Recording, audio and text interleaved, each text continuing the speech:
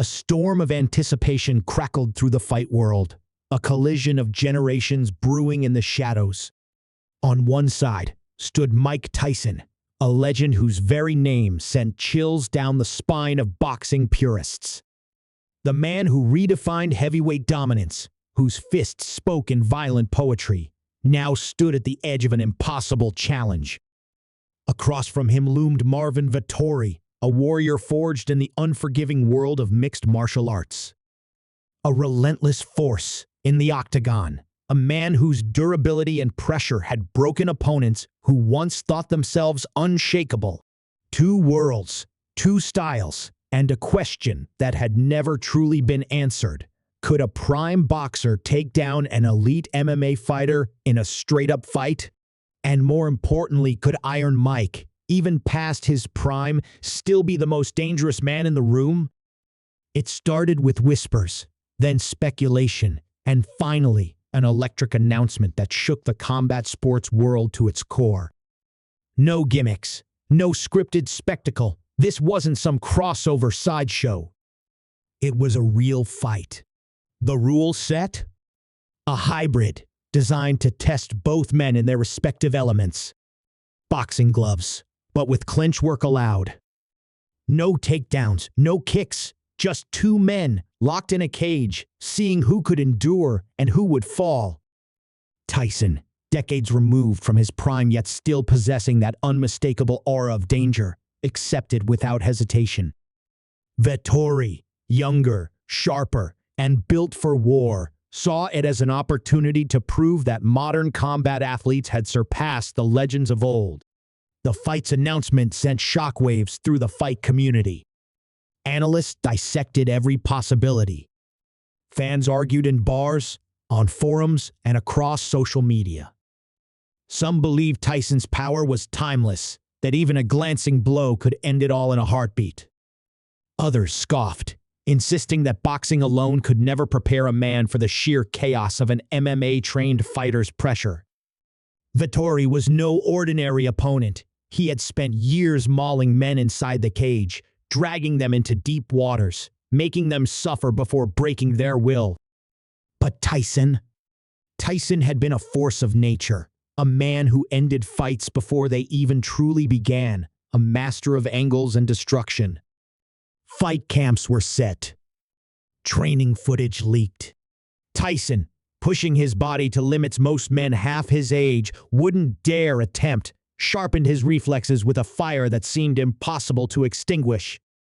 The old-school Tyson footwork, the head movement that once made giants miss by inches, started to resurface. But was it enough? Vettori, in his prime, trained like a man possessed, knowing he couldn't afford to let Tyson get comfortable for even a second. The strategy was clear: drown the boxer in the clinch, smother him, force him to feel the weight of modern MMA conditioning. The night of the fight arrived, and the atmosphere was suffocating with anticipation. The arena felt like the center of the universe. Celebrities, fighters, legends of combat sports all gathered, knowing they were about to witness something that might never happen again. The walkouts were a story in themselves. Tyson, stepping into the arena like a gladiator from a different time, his eyes locked forward, his presence enough to make the air itself vibrate with intensity. Vettori, all business, knowing that despite Tyson's age, this was still a fight against one of the most dangerous men to ever lace up gloves. The cage door locked. The crowd roared. The referee gave his final instructions. And then, the opening bell rang. The moment the bell rang, Tyson exploded forward. No hesitation, no feeling out process, just pure aggression. His gloves snapped up, his stance coiled tight, and then came the first punch, a left hook with the kind of torque that had once sent men crumbling like felled trees. Vettori barely got his guard up in time, absorbing the impact with his forearm, but the sheer force sent a ripple through his entire frame. He staggered back, blinking, the weight of Tyson's power no longer theoretical. It was real. It was dangerous. and it was coming for him again. Vettori reacted on instinct, stepping in close, clinching before another bomb could land. He pressed his forearm against Tyson's chest, trying to control him, but even in the grip of a younger, physically stronger opponent, Tyson was relentless. He ripped a short uppercut to the body, then another, his arms working like pistons, battering the Italian's ribs with bone-crushing force. The crowd roared as Vettori grimaced, forced to respect the raw violence in front of him. This wasn't some slow, washed-up veteran. This was Tyson fighting like he had never left. Vettori adjusted, pushing Tyson toward the cage, pinning him there with sheer body weight. He knew he couldn't trade punches at this range, not without serious consequences. The strategy was clear: wear Tyson down, lean on him, make those powerful arms heavy. Tyson braced, feet digging into the canvas, but Vettori was relentless. Knees to the thigh, short punches to the ribs, grinding pressure with his shoulder. He was turning the fight into a grueling war of attrition. Then, just when it seemed Vettori had neutralized the storm, Tyson shifted. A veteran's trick, a tiny movement, barely noticeable to the untrained eye. He dipped his left shoulder, baiting Vettori to adjust his grip, and in that fraction of a second, Tyson twisted out of the clinch and launched an uppercut from the depths of his soul. It landed flush. Vettori's head snapped back, his legs buckled, and for the first time, real danger flashed in his eyes. The audience erupted, a mixture of shock and exhilaration. Tyson wasn't just surviving, he was threatening to end it. Vettori, dazed but still standing, did what any seasoned fighter would do. He clinched again, desperately holding on to clear his head. Tyson, smelling blood, pounded at his body, hammering away with every bit of strength left in him. The referee watched closely, the energy in the arena reaching a fever pitch. But then, just as it seemed like Tyson was moments away from a knockdown, Vettori did something unexpected. He abandoned a clinch entirely, creating just enough space to launch a devastating elbow over the top. The impact sent shockwaves through Tyson's body. His legs stiffened for the briefest moment, his balance shifting. The crowd gasped. For the first time in the fight, the invincible aura cracked.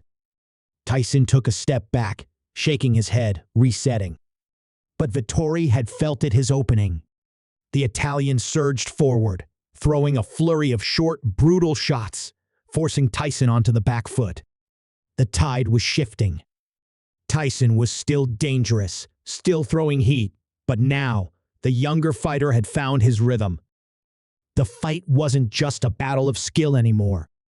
It had become a test of will, of endurance, of who could withstand the storm the longest.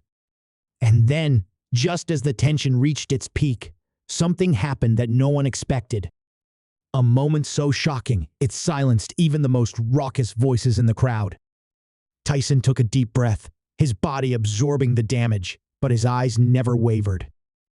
He had felt that elbow, acknowledged the shift in momentum, yet something about the moment sent a chill through the crowd. He was smiling. A grin, not of arrogance, but of something deeper. A fighter's grin. The kind only men who have lived their lives in the ring could understand. Vettori had given him a real fight, and that was all he needed to wake up the part of himself that had been dormant for years. Then, in an instant, he was moving again. A feint with the left, just enough to make Vettori react. Then, a devastating right hand that cut through the air like a missile. It landed flush. The impact was sickening, a blow that echoed through the arena as Vettori's body betrayed him. His knees dipped, his balance wavered, and for a moment, the entire world seemed to slow down.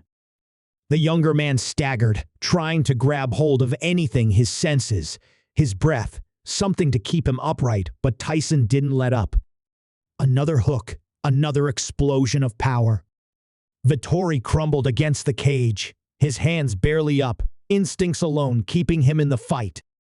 The referee hovered nearby, watching closely, ready to intervene if needed. Tyson knew it too. He had been here before, on both sides of this moment. The predator and the prey.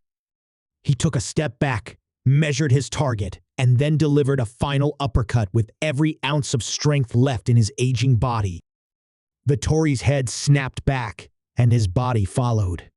He collapsed onto the mat, his arms limp, his eyes blinking in confusion, as if his mind was still searching for answers his body could no longer provide. The fight was over. The referee waved it off, and just like that, history had been made. The arena erupted into chaos cheers, disbelief, an explosion of energy that no one could contain. Tyson, sweat-drenched and breathing heavy, took a step back and looked down at his fallen opponent. There was no gloating, no arrogance, only respect. Vettori, still dazed, slowly pushed himself up, his pride keeping him from staying down any longer than necessary. He locked eyes with Tyson, and in that exchange, something unspoken passed between them. A nod. A mutual understanding. One man had won, but both had fought like warriors. As the official announcement echoed through the speakers, Tyson raised his arms, the weight of the moment settling in. A man who had once been feared, then doubted, had just done the impossible.